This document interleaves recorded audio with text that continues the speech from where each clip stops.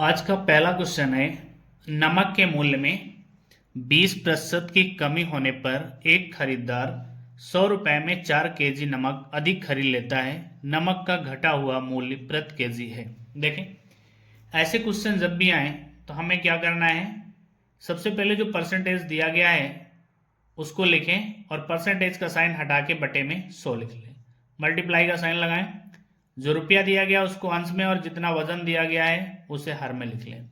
देखिए, ऐसे क्वेश्चन आएंगे तो या तो कमी दी जाएगी या वृद्धि दी जाएगी। सबसे पहले दो में एक चीज होगी, या तो कमी होगी या वृद्धि। चाहे कमी दिया जाए या वृद्धि दिया जाए, आपको सॉल्व ऐसे ही करना है। परसेंटेज को अंश में, बटे में 100, गुणा का साइन, रुपया और फिर बटे में केजी, जितना वजन दिया गया हो। अब देखिए, 100 से 100 कैंसिल हो जाएगा। 4 एक नाम 4, 4 पंचे 20, यानी हमारा घटा हुआ मूल्य निकल आया 5 रुपए पर केजी। अब हम कैसे समझे 5 रुपए पर केजी हुआ, क्योंकि देखो रुपया अंश में लिखा गया, इसलिए जो निकला वो रुपया होगा। हर में देखो केजी में वजन था, इसलिए हर में वजन आ गया। अब ये हमारा निकल आया घटा हुआ मूल्य।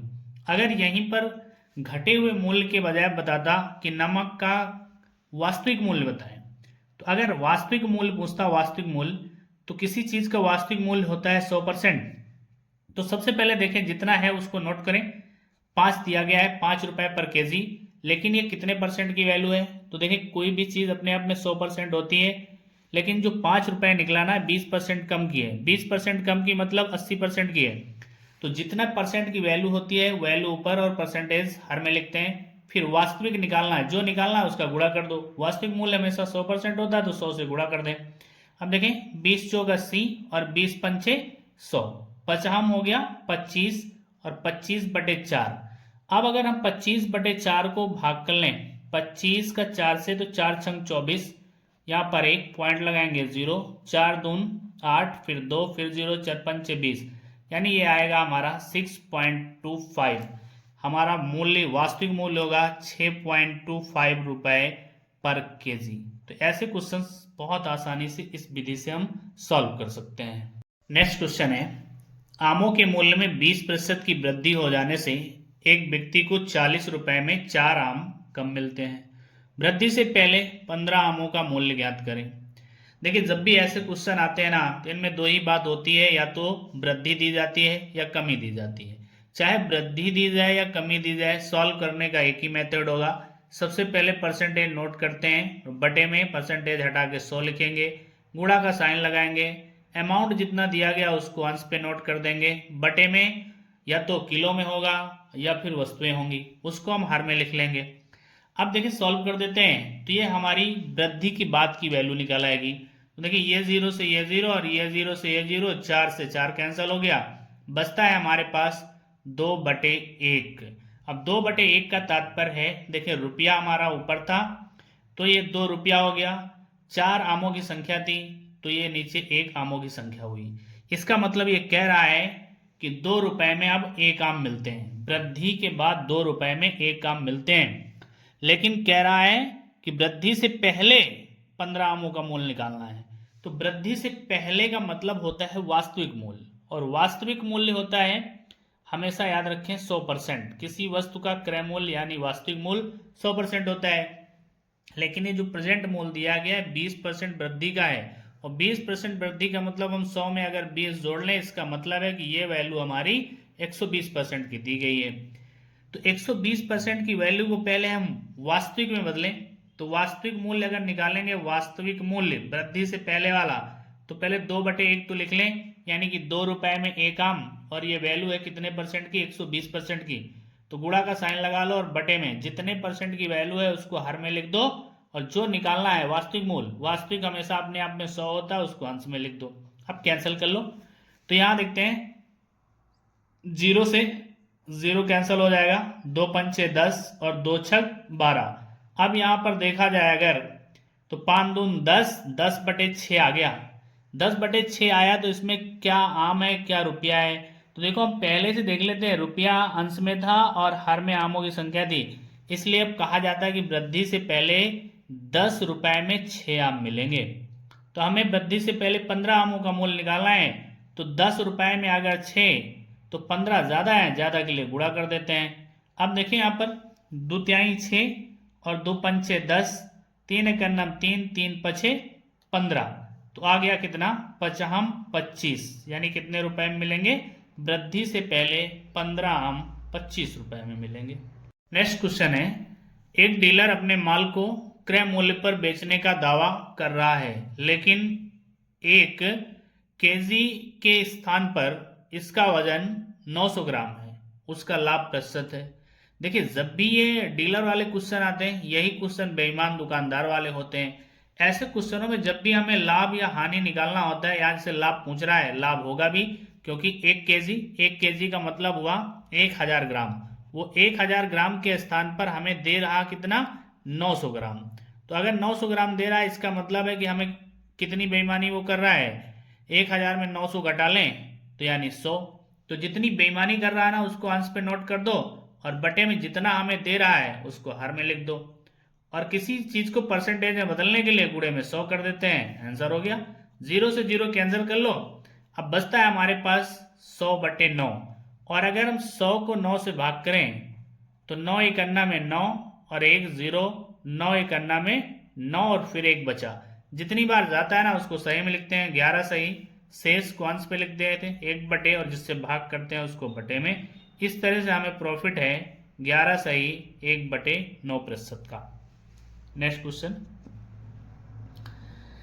क्वेश्चन वही क्वेश्चन है, लेकिन थोड़ा सा बदलाव है।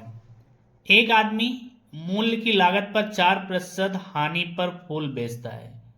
देखिए, पहले क्वेश्चन में ऐसा कुछ नहीं था, सीधा सीधा दिया गया।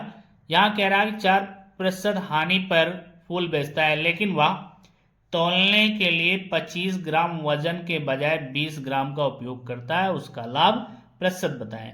तो सबसे पहले तो हम ये 25 ग्राम को जो 20 ग्राम देता है, इसमें देख लेते हैं कितना प्रॉफिट कमाता है। तो सबसे पहले हम इसका लाभ निकाल लेते हैं कि कितना लाभ कमाता है। तो देखो, उसे देना चाहिए 25 ग्राम और दे रहा है 20 ग्राम, तो फायदा कमा रहा है 5 ग्राम का। और बटे, अब बटे में हमेशा याद रखें जितना हमें मिलता है उसको लिखते हैं, और परसेंटेज में बदलने के लिए 100 से गुणा कर देते हैं। तो 20 एक अन्नम 20, 20 पंचे 100।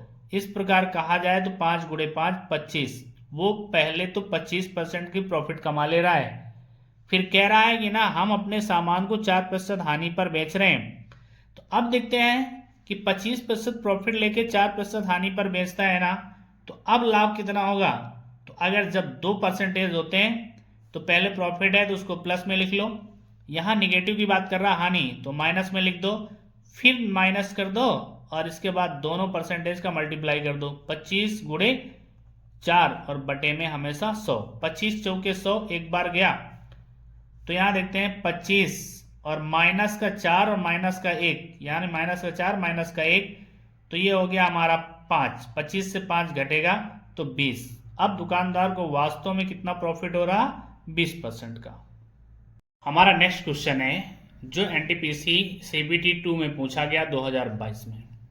कह रहा एक व्यक्ति ने वस्तु ए और बी को, यानी एक आदमी ने 2 प्रकार की वस्तुएं ए और बी प्रकार की वस्तुएं कुल 2312 रुपए में खरीदा।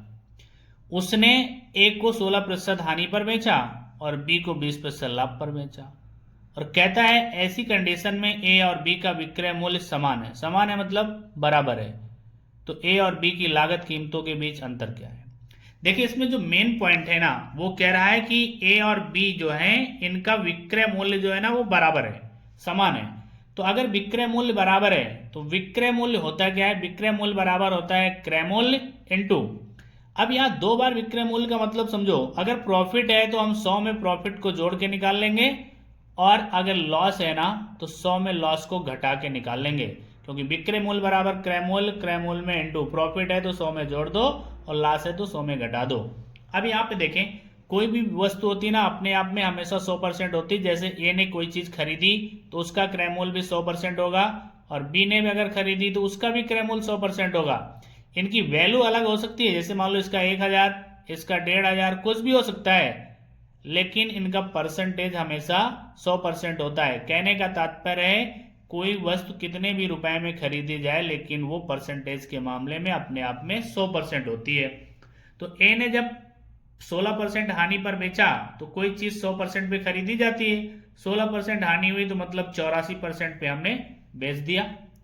बराबर बराबर क्यों लगा रहे हैं, कह रहे हैं कि ए और बी दोनों का विक्रय मूल्य समान समान मतलब बराबर। अब बी कहता है 20% प्रॉफिट पर बेचा, तो 20% जोड़ दो तो 120 हो गया। अब देखते हैं बी को इधर ले आए, तो ए बटे बी हो जाएगा बराबर में 120 और बटे में यहाँ 84। अब अगर हम 12 से कर लें तो 12 एकन्नम 12 और 0 और 12 सते 84।